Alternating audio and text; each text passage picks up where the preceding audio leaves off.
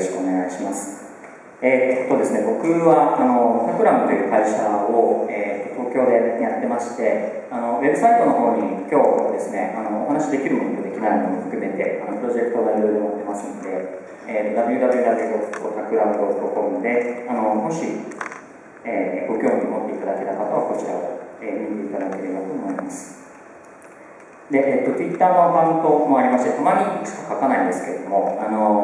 デザインとかエンジニアリングのことに関していろいろ発言をしていますので、興味のある方はフォローしていただければと思います。アンダーバー、タガバの、アカウントでやっています。で、今日ですね、事務局の方からいただいた、内容で一つ、子供の頃から学生までやってたことということで、僕の方も少し、僕は自分自身のことを振り返ることないんですけれども、ちょっとどんな子供時代だったかなというふうに振り返ってみました。で、これ小学生の頃に僕がいろいろ多分興味があったことなんだと思うんですけれども、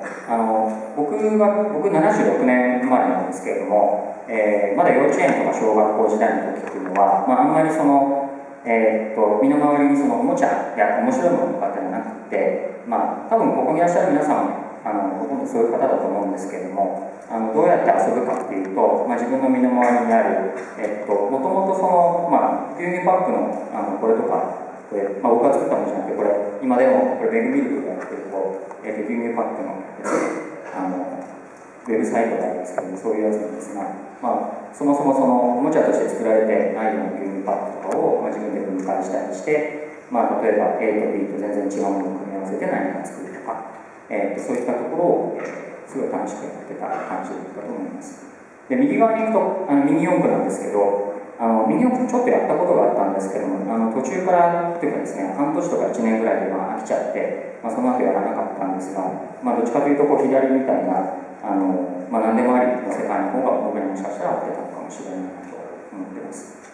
で、左下が僕はあまりですね、家で勉強するよりも僕は生まれ東京なんですけど、育ったのは九州熊本、すごい田舎で、周りに田んぼしかないようなところで育ったんですけど、その中で、家で唯一、勉強としてやってたのが公文式で、ひたすら繰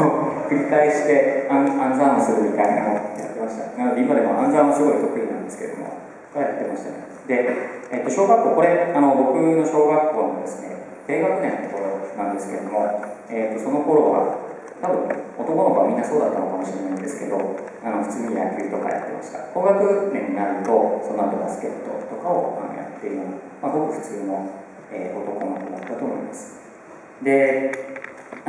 少し年齢が上がったりして僕らの多分身の回りを取り巻いてたのは、僕と同世代の人ってすごい懐かしいんだと思うんですけど、例えばドラゴンクエストのちょうど3とかそういうのが出たりとか、そうするとチームを組んで、例えば戦士がいたり、魔法使いがいたり、いろいろいるんだけど、賢者が一番かっこいいなと思ったりそういう感じですねあとは右側に行くと、こういう何かを集めていくっていうことがなんだか僕らの世代ではすごく顕著に注目されてたのかなと思います。で、いろいろ読んでた本、もうここら辺僕の世代の典型の一つだったんですけど、例えば三人称だったり、水湖伝だったり、そういうヒーローが、いっぱいいてっていうそういった小説を読んでましたね。あと、好きだったのは推理小説、子供向けの推理小説で、シャーロック・ホームズとか、あとルパンとか。で、どっちかっていうとシャーロック・ホームズの方が好きだなと思ったりしつつ、なぜホームズとルパンが同じ小説にたまに出てるんだろうみたいな、ことを疑問に思ってたような子供でした。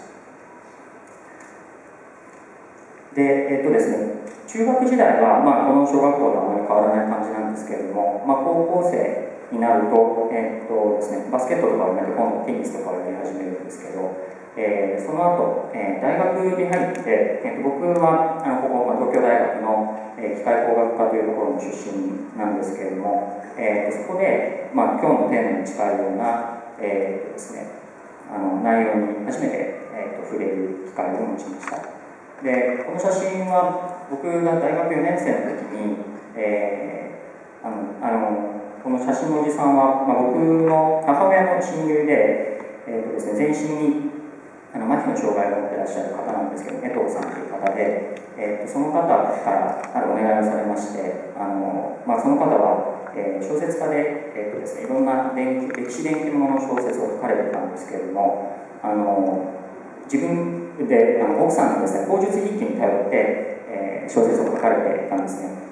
で、このおじさんから、自分でも使えるようなキーボードを、研究で作ってほしいということをお願いされまして、最初に取り組んだのがこのプロジェクトになっています。で、これは、ですね、おじさんが指でもこちらで持っている箱みたいなのがあるんですけれども、その当時ですね、ゲーム機がちょうどプレイステーションとか出始めの頃で、このおじさんはその机に平置きのキーボードと全く実は指が麻痺しているので使えなかったんですけれども、唯一実は指のですね残された残存機能である剣を、例えば中指とか小指から親指の方に移植をして、親指だけは、実は動くような状態をこの人は持ってたんですね。で、ある日、今から思うとかなりエスノグラフィー的な手法で研究をやってたのかなと思うんですけれども、研究の最初の方で、かなりこのおじさんの、家にですね、濃密に生活の中に入り込んで、一緒に、ご飯食べたり、彼がどうやってお風呂に入るかとか見たりしながら、やってたところ、たまたまこのおじさんがキーボードは全然使えなくて、自分のことを重度の障害者だと自分で、言ってはばからないこのおじさんが実はプレイステーションの、ですね、ストリートファイターですね、結構指を押す回数が多いゲームだと思うんですけど、ストリートファイターで結構快適に遊んでるのを目撃しました。で、その時にこのおじさんはゲーム機ができるぐらいの障害、そんなに重くないのかなっていうふうに思ったんですけれども、それ以外の生活は、依然すごくしんどい感じでやってらっしゃって、で、それを彼の生活の中に入り込んで知ることで、そこで立てた仮説が、もし、彼にとって既存のキーボードすごく使いにくいんですけれども、その機能性が、例えばそのゲーム機のコントローラーみたいなそういう形の中にきれいに実装されていて、2本の親指だけでそれが操作できるようになっていたら、彼にとってもしかして文字入力っていうのはそんなに大変なことに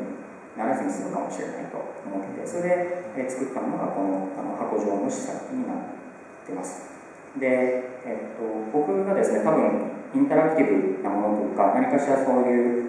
ものを作ったのは多分これが初めてだと思うんですけれども、中身の基盤と、外側の持つところと、受け側のそのコンピューター側のソフトウェアと、いわゆるシステムになっているんですけども、それを、最初の吹き出しの基盤で作って段ボールの箱に入れてっていう、ところから始めて、7、8回試作を重ねて、ここまで来て、で、テストしてみたところ結構、うまく機能して、